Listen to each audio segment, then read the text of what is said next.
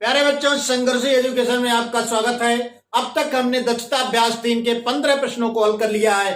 आइए हम बढ़ते हैं 16वें प्रश्न की तरफ। 16वां प्रश्न हमारा है, वह छोटी से छोटी संख्या जिसका 10,000 में गुणा करने पर गुणनफल पूर्ण घन बन जाता है निम्नांकित होगी। 4 विकल्प दिए गए हैं, चारों में से एक विकल्प सही है, हमें इसको बताना है। तो आइए इसके अभाज्य गुणनखंड करके हम देख लेते हैं कि कौन सी संख्या होगी। तो 10,000 के अभाज्य गुणनखंड करिए। 2 से काटें इसको, 2 पच्चे 10, फिर आप इसे 2 से काटिए, 2 दूना 4, 2 पच्चे 10, फिर इसे 2 से काटिए, 2 एक कम 2, 2 दूना 4, 1 5, 2 पच्चे 10, फिर इसे 2 से काटिए, 2 छक 12, 2 दूना 4, 2 पच्चे 10।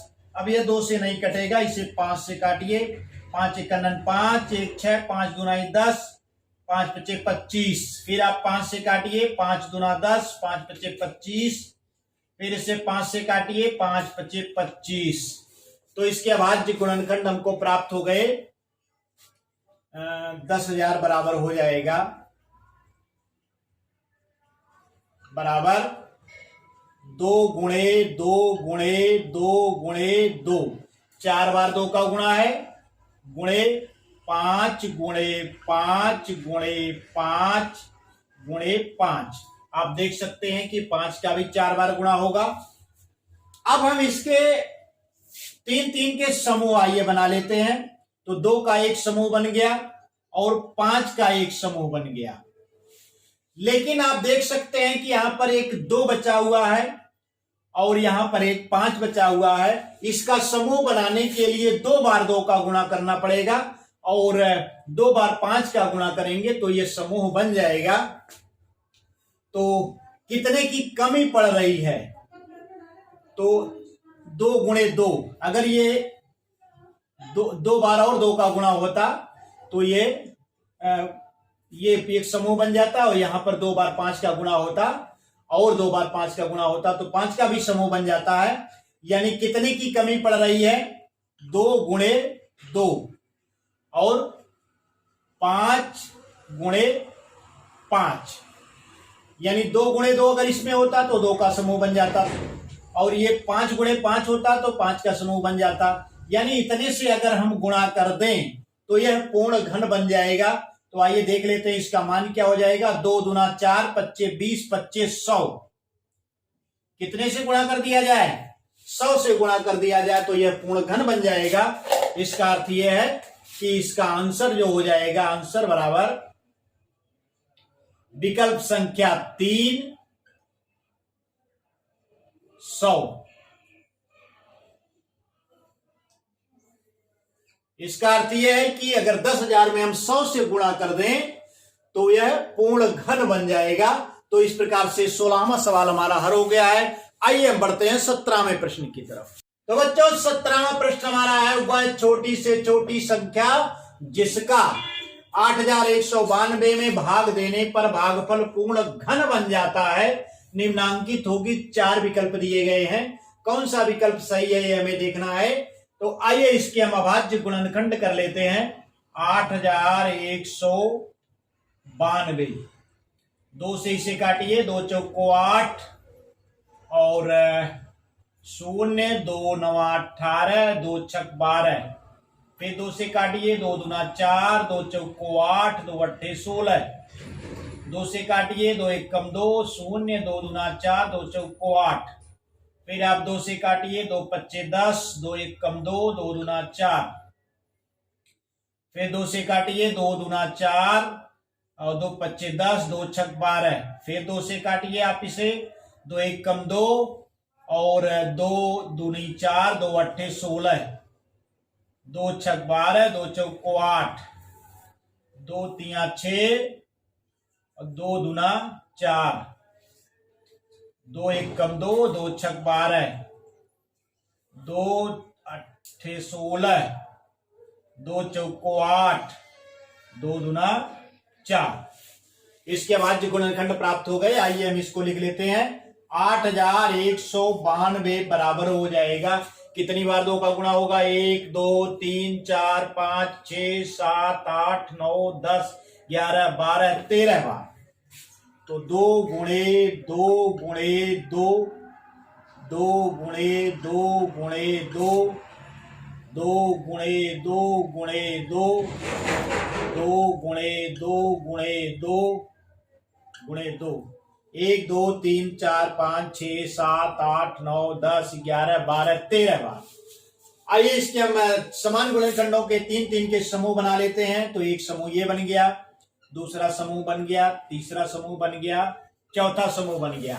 यहां पर आप देख सकते हैं कि 1 2 यहां पर बचा हुआ है। इसका अर्थ यह है कि अगर हम इसमें 2 से भाग दें तो यह समाप्त हो जाएगा और यह 3 के समूह बन जाएंगे और यह क्या हो जाएगा? भागफल पूर्ण घन हो जाएगा। इसका अर्थ यह है कि विकल्प संख्या 2 सही है, सॉरी विकल्प संख्या 1 सही है, जिसका मान क्या है? 2 है। आंसर बराबर विकल्प संख्या 1 और कितना है? 2। तो इस प्रकार से 17वां प्रश्न हल हो गया है। आइए हम बढ़ते हैं 18वें प्रश्न की तरफ। बच्चों 18वां प्रश्न हमारा है, छोटे ब्रैकेट में वर्गमूल 27 ऋण 9 बटा वर्गमूल 3, उसके बाद ऋण वर्गमूल 1/9 धन घनमूल 1/27 छोटा ब्रैकेट बंद का मान होगा। 4 विकल्प दिए गए हैं, कोई एक विकल्प सही है। तो आइए हम हल करके देख लेते हैं कौन सा विकल्प सही होगा। तो ये है वर्गमूल 27 ऋण 9 बटा वर्गमूल 3 ऋण 1/9 पूरे का वर्गमूल धन 1/27 का घनमूल।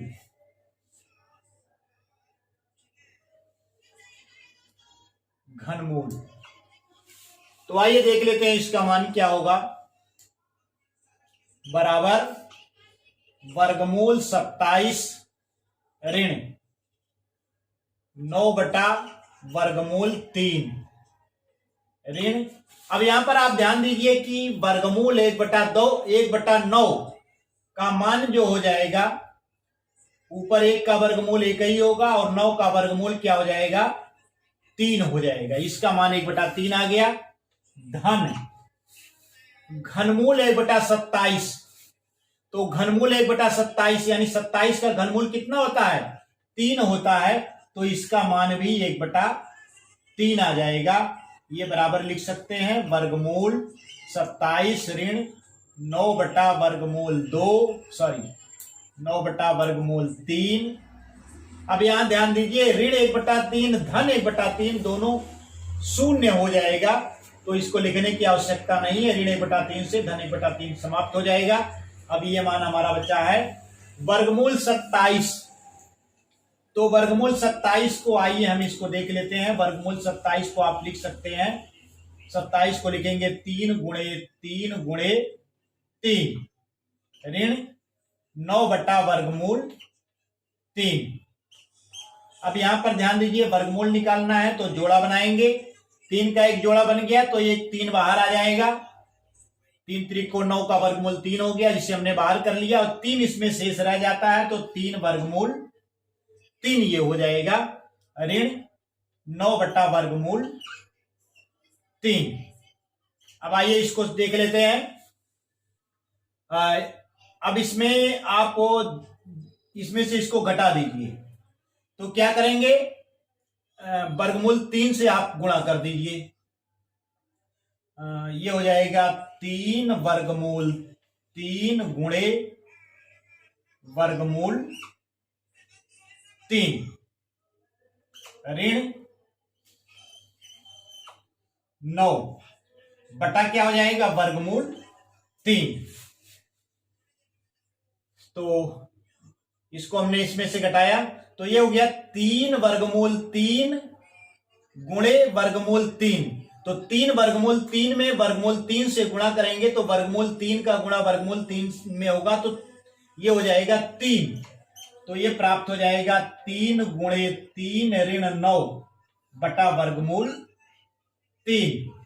अब 3 त्रिक को 9, 9 ऋण 9 बटा वर्गमूल 3। यहां पर आप देख सकते हैं कि 9 में से आप 9 घटाएंगे तो ये 0 प्राप्त हो जाएगा, 0 बटा वर्गमूल 3 मिलेगा।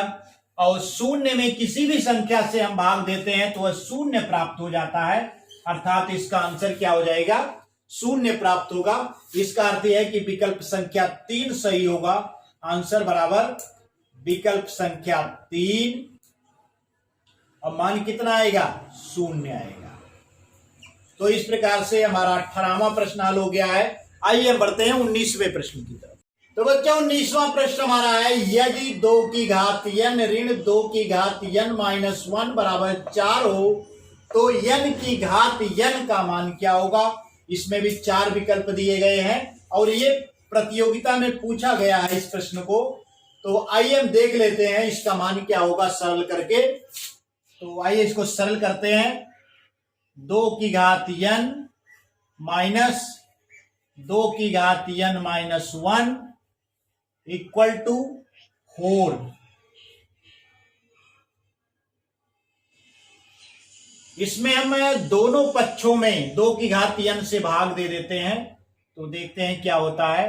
2 की घात n बटा 2 की घात n माइनस 2 की घात n माइनस 1 बटा 2 की घात n बराबर हो जाएगा 4 बटा 2 की घात n।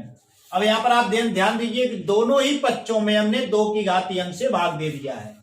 तो दोनों पक्षों में भाग देने पर इसके मान में कोई परिवर्तन नहीं होगा।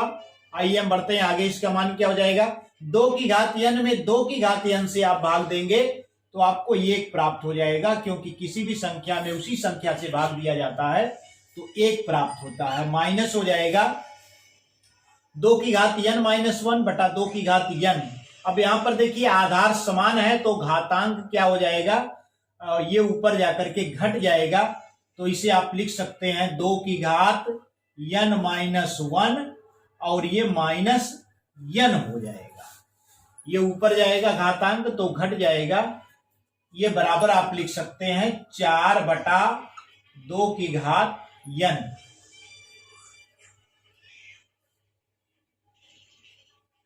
आगे आप देखिए n माइनस 1 माइनस n, तो n से माइनस n समाप्त हो जाएगा और यह प्राप्त हो जाएगा 1 माइनस 2 की घात माइनस 1 बराबर हो जाएगा 4 बटा 2 की घात n। अब ये हो जाएगा आपका 1 बटा